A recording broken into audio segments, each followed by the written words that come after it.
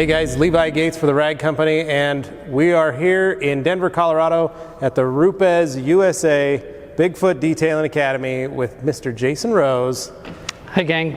And we are playing with the new tools. So in the last video you probably watched, we were playing with the melee, and in this one we get to play with the rotary. Why don't you tell us about it? Yes, this is the new RUPES rotary, although rotary movement and rotary tools is not new to RUPES, but this is a new upgrade to our tool that we've been selling for many years. And in the last video we talked about with the melee gear-driven tool that it had progressive trigger technology, and that technology has been put into this tool as well. So now you can really go as slow as you want with a rotary. And for a rotary, it's actually, in my opinion, as a former detailer, it's more important here, because with rotary you really want that added feature of having control over the speed, especially on edge work and when you're doing outside edges of panels or curves and contours. You don't want full rotational speed from the tool.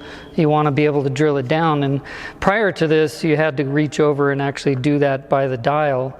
But now you can get to your comfort zone on a high-end speed and then just completely control.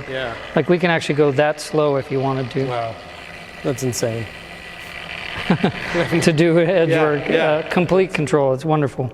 Also lightweight and balanced.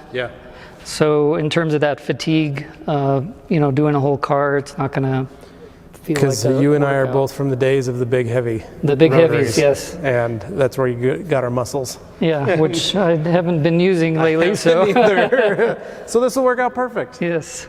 So it's other than that, the rotary is a rotary. You know, it's on center axis spinning a disc around, and that's similar to all rotary tools. But we love this feature of the lightweight.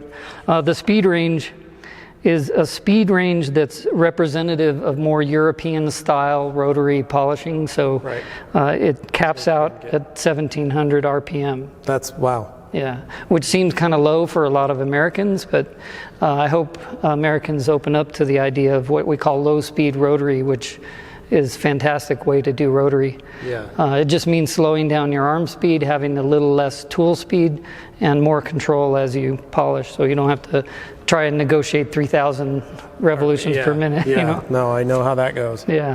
So this is a trigger lock. So if you're doing lots of rotary, you can actually lock it in place and don't have to. And but it doesn't work. The lock doesn't work on the progressive part. So you can't lock a slow speed, can you? You can lock any speed setting on the dial. So if I'm on 1, I can actually lock 1, and it is that slow. So it's still really great. Yeah, but you're right. Not any position on the progressive trigger you can't lock. But well, I know someone's going to ask that question. So, but it is a nice feature, especially since it goes down to 450 RPMs. Which is what you want. That's the hardest thing, is trying to find. You can't get that with a DeWalt or a Milwaukee or any of those guys right now. That low. Or a Makita. So another feature of this upgraded rotary system is the ability to have different handles. So you can palm it like I am now and have no handle, so there's no side handle, but you can also have a side handle, which I apologize I don't have to show you right now. But the other option is what's called a D handle, and that is positioned on both sides and bolted in, and you can actually have it on different positions. You know, you can have it up like this, you can have it down like that. My favorite is actually out at an angle like this. And this is where I tend to use a rotary in this position. But a D handle is fantastic. But again, handles on rotaries is a user preference. So what we've built into the tool is the ability to have what you want, which is no handle or side handle or D handle, whatever you want. I remember on my old rotary, that was I'd see guys that were using no handles on that exact same tool that I was using, and I never understood how they could hold the machine like that, because I used a side handle. That was how I worked. But having the option to be able to have a top cap now that you can hold on to is awesome. It's wonderful. So fantastic tool for those that are using rotary. And another characteristic of the system is very much like the other systems we've been talking about. RUPES has scienced out the components, so it's not just a tool. We have the different compounds. Here is the cutting compound for removing sanding marks and deep scratches. And again, the pad shape and size and the products are developed, and then your own. So yet another different shape to a pad, and the reason this shape has been created is this is the optimal shape for rotary movement. Rotary machine. Yeah.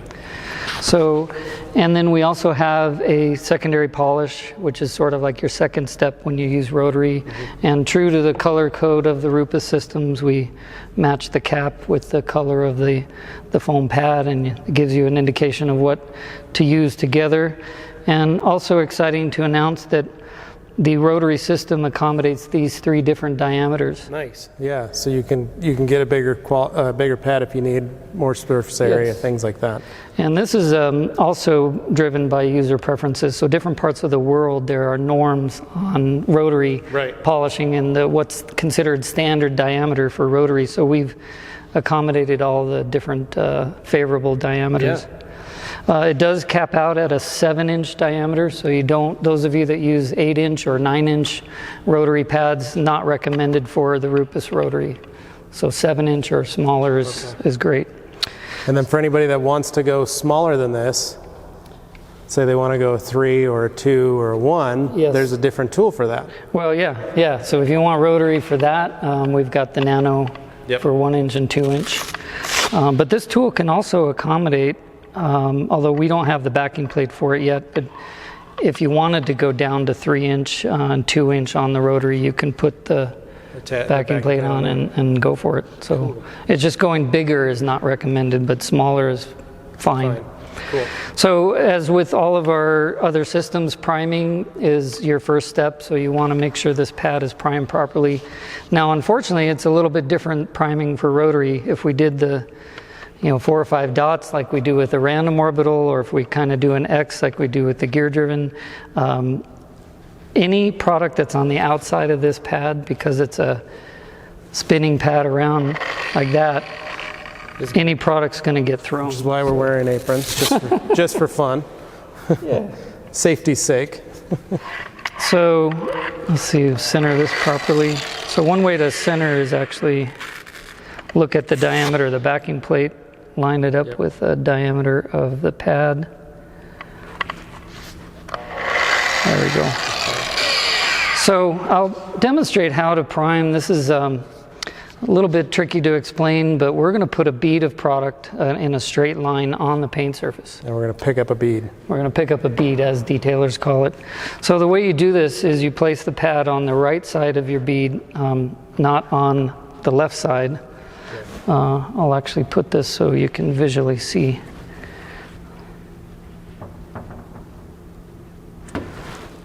Think I can pick all that up in one swoop? I think you can. So if I started picking up my bead from my left side and I make my pass to the right, the machine is spinning that way, so it's going to push everything out. It's actually going to grab this product and just throw it. Yeah, it's not going to actually absorb it. But if I go from my right to my left, it'll bring it around and carry it around on the pad. And it will actually suck it down into the center of the pad. Yeah. So ideally, that's the direction that you want to pick this bead up. And if this was a clock face, we would want to pick up that line right here at 10 and 2. Okay. So we will do that. So you put it flat first. We put it on a slow speed setting. If I crank this up to the highest speed, I have that tendency to throw product. Again, yep. So I'm going to prime at a low speed, and then I'll adjust once I go. But I'm going to tilt this up just a little bit and let it get up to speed. I'm going to come across and come right down on it. And as you can see, we didn't get any swing. We didn't. That was amazing. So even all that product. The next thing I'll do is lock that trigger, and I'll just put a little bit of downward pressure. And what that's doing is getting the product to push it into the foam. So that's, now you're primed. Nice. I'll let you try it. And you still use a rotary, right? I did. A number of years. That was all I ever did was rotary. Till the 21 came out. How's that feel? This is really nice.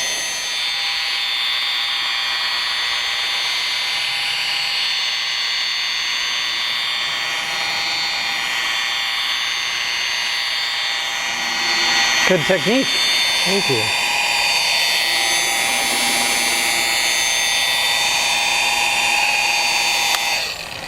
So This thing just moves nice. I want to point out that you did all that work in the lowest speed setting on the tool. Yeah. Yeah.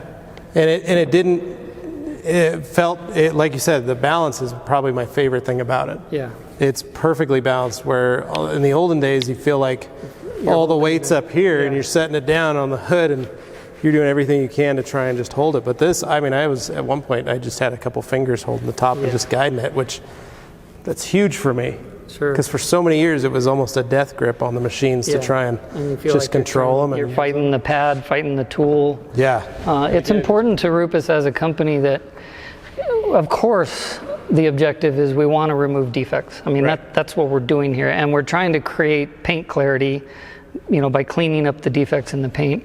Of course, that's an objective. But we go to great lengths in engineering to make sure that the user experience is acceptable or beyond acceptable. It's sometimes considered, I mean, dare we say, pleasurable to use instead of like a fight. Yeah. You know, we don't want it to be a fight. We want it to be. You want to enjoy it, at least, because if you're doing it all day long, you kind of want to enjoy what you're doing at least, or feel comfortable using it, so that it's not beating you up. Because there's a lot of guys that it's hard on your bodies after a really long time. And for those of us that have been doing it a long time, having balance, having a tool that works properly, that is smooth, isn't going to vibrate your teeth out, goes a long ways.